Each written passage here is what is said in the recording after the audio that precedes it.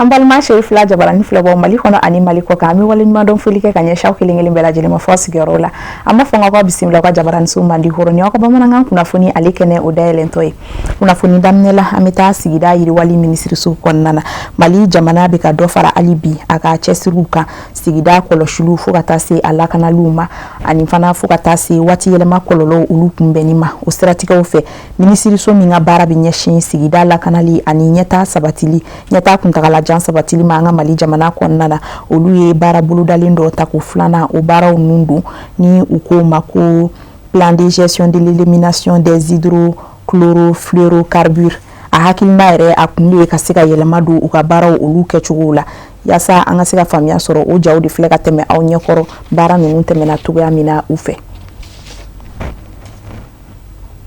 kuna foni nasira wero fe mta Bamako sigida sabana konnana Bamako sigida sabana yere mara kafu manyema ni oimeri madam Jire Mariam Jallo ale aka samba fla ani muganduru o barakelun kana o koma sigili kene basigi ka beninkunu alamsa e juin ka lukleta ani mulun fla samba fla ni muga ani woro yere mara kufole nyere konnana akene ashiri alintundu mabacha manfe shiri fla jakanso to wala samba trawe tu yanga shiri maka umila sa o mafakmata kanefe du walma sigida haka jamana yere ni maraba nyuman zoro la kaba hamini jorona ku bela jeli bana Bamako sigida sabani o commune 3 ni yolu ka bafla ni muga ani duru chamunu sera ka ke munu masika ke atukanga to munu ni o nyefali kene de sigile ni commune 3 sigida de bela jeli sigida nyema ya so togolani o commune 3 mairie kaseka ta nyefali kunta la janye Musa ka wari munni ni olu bisara u bi taa yɔrɔ jumɛn mairie yɛrɛ ka baara ye mun ye sigi ni kɛ sababu ye ka sigidalenw la faamuya o fana la wari min sɔrɔla musaka min sɔrɔla min fɔra san damina la k'a fɔ an kɔni n'an ye nin sɔrɔ an bɛ fɛ ka nin baara kɛ miliyari wolowula ani a kunkanfɛ fo n'o sɔrɔla an bɛ nin kɛ an bɛ nin kɛ an bɛ nin kɛ mais o ye laɲini ye laɲini ka sabati o ko wɛrɛ parce que o bɛɛ ma sɔrɔ o wari in fana faso gouvernement ale bɛ wari dɔ di a bɛɛ tɛ an ka wari ɲininen ye gouvernement bɛ wari dɔ di wari min n'a bɛ kɛ ka école karamɔgɔ sara kɛnɛya tigiw olu sara b'a la ani baara min wari minnu ka kan ka di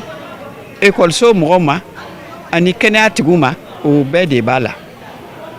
donc an yɛrɛ ta an bɛ min ɲini n'an bɛ se k'o sɔrɔ an yɛrɛ sariya ye an yamaruya min na o ye wari minnu bɛ sɔrɔ sugu kɔnɔ sale butigiw quartier kɔnɔ an yɛrɛ ye musaka min sɔrɔ an yɛrɛ ta ye min ye o ye miliyari 1 ni kɔ de ye ani kunkanfɛ an ye miliyari 1 an y'o sɔrɔ mais o min sɔrɔla baara caman b'a den de b'o kɔnɔ o kɔnɔna na sigiyɔrɔma 100 o 100 an ye 30 ta k'an b'o kɛ ka baara kɛ sariya de y'o fɔ n'u ko ko prélèvement 100 o 100 sara 100 o 100 30 an y'o ta o de y'a to an m'a ye n y'o de fɔ n ko so an ɲɛsinnen bɛ so min ma o wari ninnu de y'a to an sera ka o so in jɔ so min filɛ an kɔfɛ nin ye so kuran o wari in de y'a to an y'o jɔ ka a kɔnɔminɛnw sa ka masini sa k'a di baarakɛlaw ma walasa olu ka baara bɛ nɔgɔya u ma minnu fana bɛ na baara la ka na u mago dilan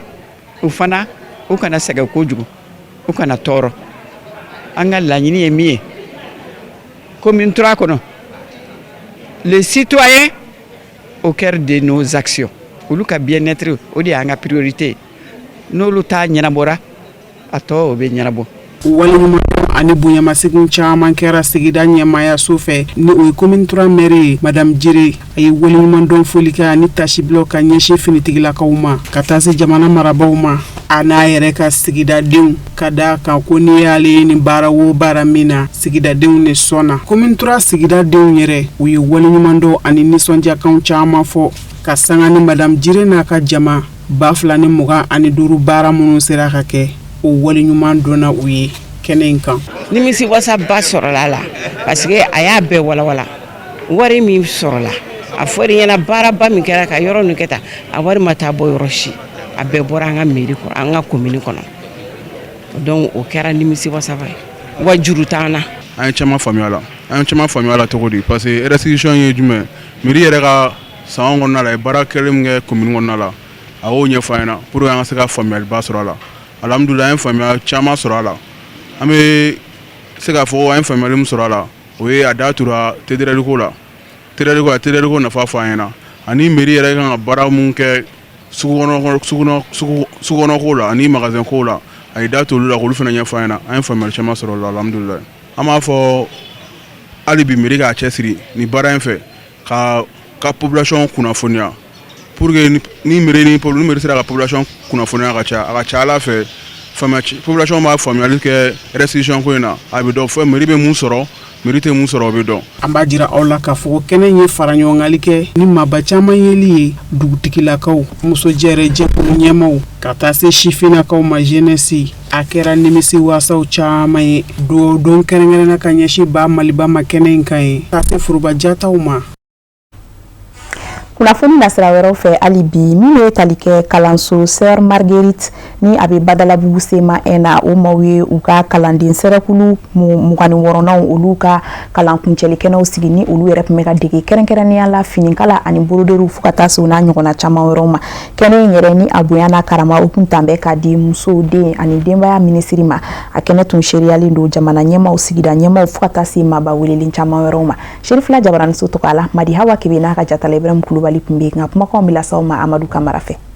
U muso 50 n'a kunkanfɛn minnu bɛɛ lajɛlen ka kalankuncɛ sɛbɛnfura sɔrɔ kalo caman tɛmɛnen kɔ dɔnni kawriyali la Centre de formation professionnelle Sœur Marguerite la n'u ka promotion tɔgɔ dara Mamutu Jabate la. Nin promotion Mamutu Jabate ni nin y'a ta ko 26nan ye u ka ni kalankuncɛ in bɛ kɛ sababu ye ka yamaru d'u ma yasa u bolo ese ka taa don cɛw la. U ka promotrice tɔgɔ la Madame Fatmata Bintu Sangare a ye ɲɛfɔli kɛ promotion in tɔgɔ tali ka da ministre min ka baara ɲɛsinin bɛ den muso den ani denbaya ma ka se ka ni lajɛrɛ in baaraw bɛɛ lajɛlen bila a ka yamaru kɔnɔ bari sabu k'a da kan maa cɛsirilen don ka ɲɛsin musolakaw ka waleyaw olu matarafali ma. Lajɛrɛ in kɛra wagati ye ɲɛfɔliw caman ka kɛ kalanso in ka baaraba kɛlo la kabini a sigidon sen kan kana bila fɔ an bɛ don min na ko bi n'o kɛra san 1997 kumaw.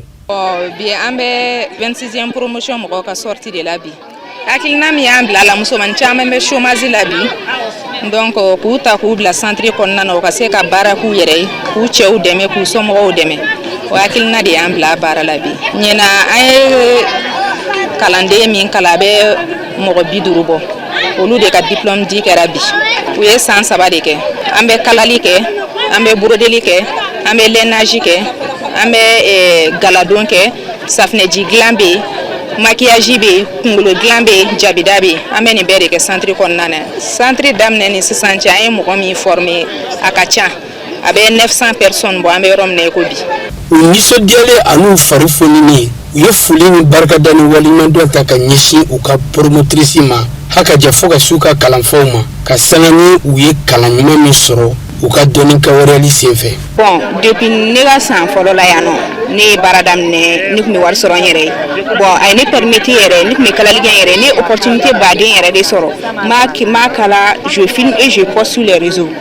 m'a kala m'a filmé m'a posté réseau sanfɛ donc ne kɔni bɛ mun fɔ a kɔni nafa ka ca. Alhamdulilayi n bɛ centre tigi yɛrɛ fo n'o ye Nɛnɛ Sangare ye ani Seba min ka foli belebeleba bɛ Seba yɛrɛ ye parce que grâce à lui an sera ka ko caman yɛrɛ de kɛ hali formation minnu tɛ centre kɔnɔ n'i nana n'a ye k'a k'i dɛmɛ a b'i dɛmɛ mais ni kɔni bɛ bɛɛ invité bɛɛ ka na centre Sœur Marguerite la tant que n'aw ma na kɔni a tɛna nafa dɔn a baden a tɛ fɛ ka ban yɛrɛ ne ye kalali kɛ ne ye wariba yɛrɛ de sɔrɔ a la depuis ne ka san fɔlɔ la ne ye kalali daminɛ depuis ni san fɔlɔ yɛrɛ la ne ye kalali daminɛ ne commencera ka san fɔlɔ la seli la ne ye seli fini kala bon hali sisan ne bɛ fini kala ka mɔgɔw dɛmɛ k'u ka baara d'u ma. Nin promotion den fa n'o ye misi Mamutu Jabate ye a ye wuli kɛrɛnkɛrɛnni ka fara maa min kɛra nin lajɛrɛba invité d'honneur ye n'o ye an ka seko ni dɔnko tigilamaa ye ni bɛɛ lajɛlen b'a wele ko Kante n'a tɔgɔ yɛrɛ ye Sulemani Keita ye u ye foli ni bonyamasegin kɛ ka ɲɛsin ni kalansoba in promotrice ma ka sɔrɔ ka bilasiralikanw caman ɲɛsin a ma ka sanga ni a ka cɛsiri n'a ka wulikajɔ ye. Franchement ni n b'a fɔ en toute honnêteté min ye bonya in segin ma n b'a ka bonya tiɲɛ min ye ne kɛ parrain ne yɛrɛ kɔrɔmuso den don franchement a ye min kɛ a tora n kɔnɔ a bonyana ma et en toute honnêteté n bi ala deli ala k'a ɲɔgɔn kɛ mɔgɔ bɛɛ ye n y'a fɔ n ka discours kɔnɔ ladilikan min bɛ fɛ ka f'u ye c'est que u ye baara min kalan u ka n'a kɛ sokɔnɔfɛn ye u k'a don ba la o kɔrɔ ye di n'i ma ɲɛ i ye kalan kɛ i ka mɔgɔw ye wari de don i la ka kalan kɛ f'i k'a ko don ba la mɔgɔ min bi mɔgɔ fini don mɔgɔ la c'est k'a y'i bonya de mɔgɔ si tɛ kɛ mɔgɔba ye comme on dit en bon français la vie ne fait pas le monde o fɔlɔ ye dɛ o tɛ bi ye fini ɲuman donnen jama fɛ ni mɔgɔ ye fini ɲuman don i ye mɔgɔba de ye bi ninnu ye maquillage ni mɔgɔ ɲɛgɛn de dɛgɛ a ka di bɛɛ ye k'i ka muso ye a cɛ ka ɲi a maquillelen don c'est que en réalité a b'a ye cogo diya mɔgɔw ye c'est ce qui plaît à tout un chacun n'i ye baara kalan ko baara min bɛ se k'i nafa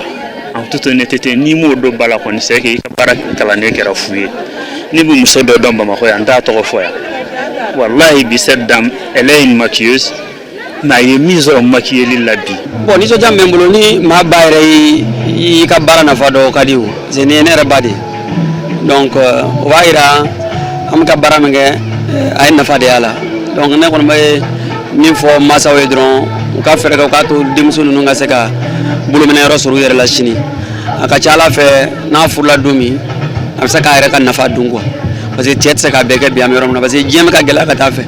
bon i bɛ baara la i muso bɛ baara la nɔgɔya dɔrɔn de bɛ na du kɔnɔ o bɛ na nɔgɔya de bon ne bɛ wuli daga min kɛ dɔrɔn ne b'a fɔ bɛɛ lajɛlen u ni ciw yɛrɛ mais kɛrɛnkɛrɛnnenya an b'a fɔ jamana ɲɛmɔgɔ de u k'u janto nin ko in na nin ko in de kan ka se ka lawaleya kosɛbɛ min bɛ se k'a to sini muso bɛɛ bɛ se k'i yɛrɛ sɔrɔ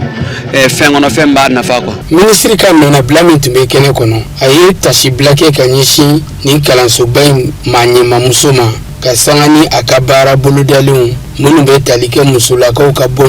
nɔgɔ la an'u ka ɲɛta sabatiliko ɲuman ye. An bɛ foli de di centre ma pour avoir choisi madame le ministre k'o kɛ en tout cas ka présidence di madame ma k'a dɔn k'a fɔ madame ka baara yɛrɛ de ye musow denw musomaninw cɛmaninw du ka ɲɛta sabatili donc sœur Marguerite olu ka baara bɛɛ de ye ɲɛsinnen don ka bololabaara dege musow la n'o ye kalan ye couture ye n'o ye jabida ye n'o ye tatouage ye k'a dege musow la yaasa musomaninw ni muso bɛ bɔ ɲɔgɔn la cogoya min na donc n'i y'a jateminɛ madame la ministre ka baara su ni tile a bɛnnen b'o de la a yɛrɛ tanna yan bi kosɛbɛ o diyara n ye kosɛbɛ donc vraiment ka madame la présidence waleɲuman dɔn a ka o choix la k'a yira k'a fɔ ko ministère de la promotion de la femme de la famille bɛ a kɔrɔ en tout cas a ka accompagnement tɛ dɛsɛ madame la ministre ko n'an sera yan k'an k'o f'a ye k'an ka foli d'a ma a bɛ effort min na a bɛ baara min na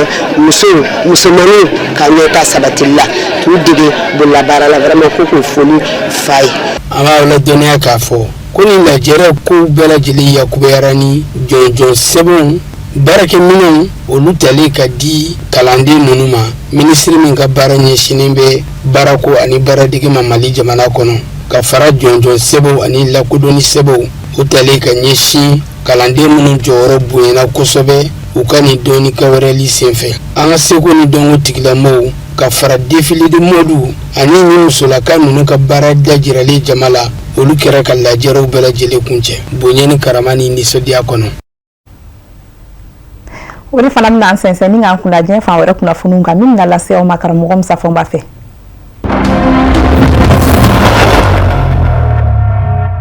Côte d'Ivoire polisilakaw ka bɛn ni juma juin kalo tile 19 in ye u ye maa dɔ minɛ min kɛn kun bɛ ka sɛbɛnfuraw ɲaami n'o ye dugukolo sɛbɛnfura ye ka yɔrɔ dɔw se Chili mɔ Konowari Faba Abidjan kin dɔ la maa in polisilakaw ye min minɛ a tɔgɔ ko Jacques Aliou Buru a kun bɔra bɔlɔlɔ na sira fɛ Facebook kan ka jira k'a fɔ Chiliw minnu bɛ ka kɛ Abidjan fa dɔ fɛ ko cili nunu sababuya bɔra ale de la ko bawo ko sɛbɛnfura bɛ a bolo sɛbɛnfura min b'a jira k'a fɔ yɔrɔ nunu ye ale ta de ye nka kuma min na ni wulikajɔ kɛra sɛgɛsɛgɛli nasira fɛ jamana tɔgɔla kiri ɲɛma min bɛ Côte d'Ivoire faaba la Abidjan ni o ye Umar Brahma Kone ye ale y'a jira k'a fɔ sɛbɛnfura tɛ yen min kun b'a jira k'a fɔ yɔrɔ nunu ka ci sɛgɛsɛgɛliw dayɛlɛlen ka ɲɛsin maa in ma ni o ye Jacques Aliyu Buru ye a jirala k'a fɔ a si bɛ san 70 ani san 6 la homme d'affaires do alamusa wulikajɔ kɛra a nɔfɛ Côte d'Ivoire faaba Abidjan k'i min na o ye Port-Boué ye ni k'a minɛ ka taa ni a ye jamana tɔgɔla kiri ɲɛma procureur ni o ye Umar Brahma Kone ye o y'a jira k'a fɔ a minɛko min ye nin ye ni sɛgɛsɛgɛliw kun jɛra n'a mi cogo dɔ bɛ a ka kaso bɛ se ka se fɔ san 5 ma ka sabu kɛ a ye maaw bolola nafolo tiɲɛ yɔrɔ citɔ yɔrɔ yɛrɛ min jira a yɔrɔ bɛ wele ko Kumasi kan mansinbaw donna yen du la ni ka sow bɛɛ lajɛlen ci ni ka maaw bila kɛnɛ ma.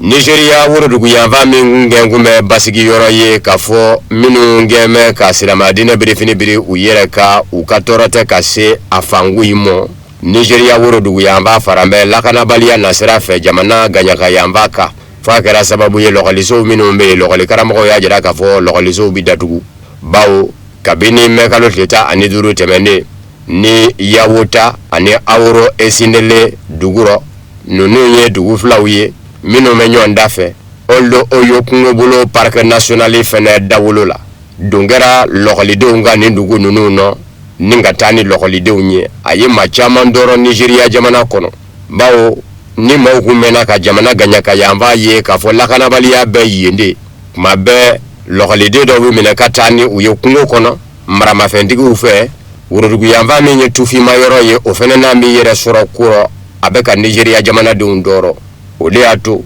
worodugu yanfa lɔgɔlikaramɔgɔw ka labasajɛkuluw minnu bɛ yen u y'a jira k'a fɔ kalansow bɛɛ lajɛlen bi datugu fɔ ni don min na olu yɛrɛ ye diɲɛ di ko k'u dayɛlɛ ko lɔgɔlikaramɔgɔ si kana don kalanso la k'i bi kalanden kalan Nigeria jamana ɲɛmaw ye lakana tigilamaw bila ka na Yawota ani Aworo Esinele lakanaw bɛ se ka kɛ cogo min nka o y'a sɔrɔ bɛɛ ye dugu bila lɔgɔlidenw ni u mansaw bɛɛ ye dugu bila.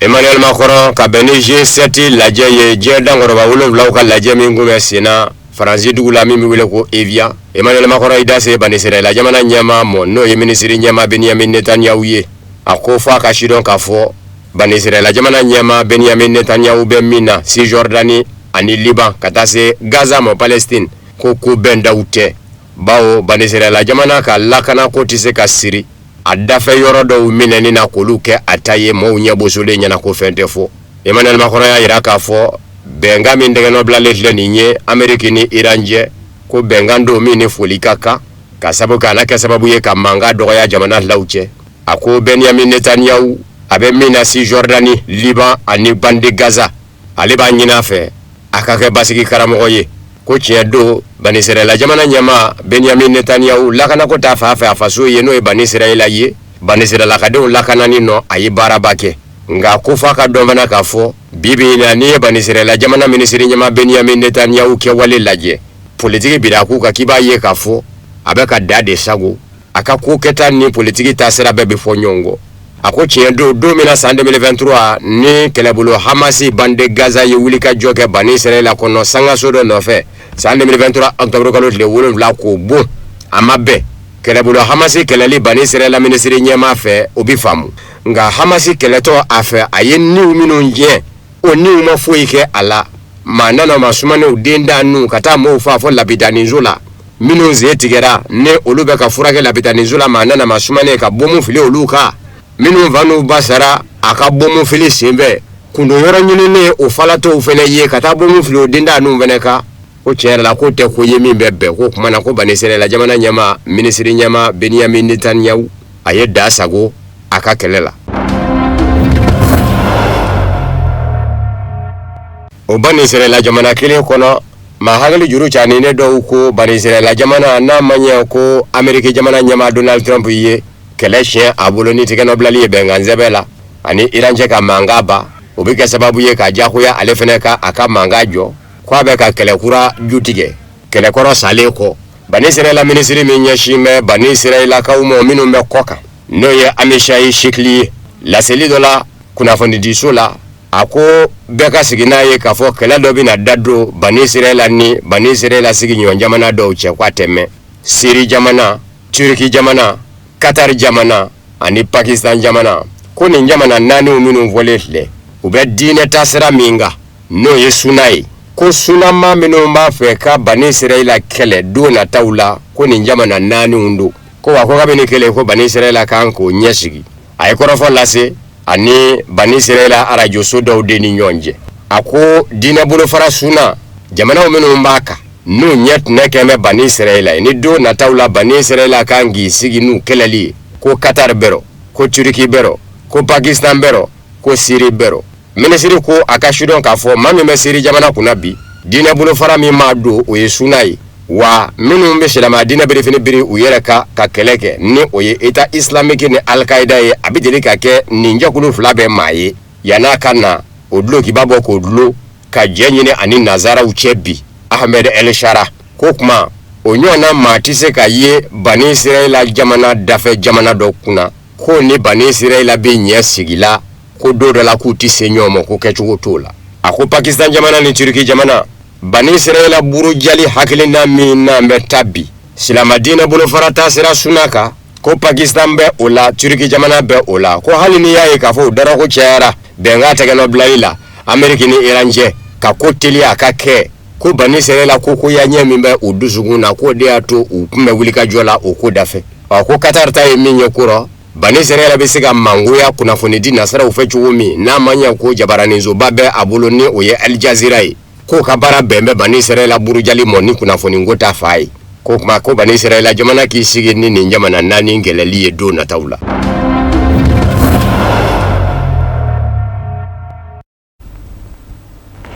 Nini fana bɛ dansigi kɛ bi bamanankan kunnafoni sɔrɔlenw na minnu sera ka labɛn kunnafoni di so ka ɲɛmaa sugu ka yamaruya kɔnɔna na ka bɛn ni sanga in ye ka se ka o ta k'o da aw tulo kan an bɛ segin k'aw fo ko kura a ka kulomajɔ a n'aw ka ɲɛmadali la n'ala ma basi kan na n'a ye diɲɛ kuma wɛrɛw yira an na aw ni ne an bɛ ɲɔgɔn sɔrɔ nin kɛnɛ kelen kan nin waati kelen na yan'olu cɛ an bɛ dugawu kɛ ɲɔgɔn ye ala k'an ka jamana basigi k'a kolo suma muɲu ni sabali min bɛ an jamana kɔnɔdenw na hali bi ala ka dɔ fara u kan aw kan bɛn ala ka su yɛrɛ d'a ma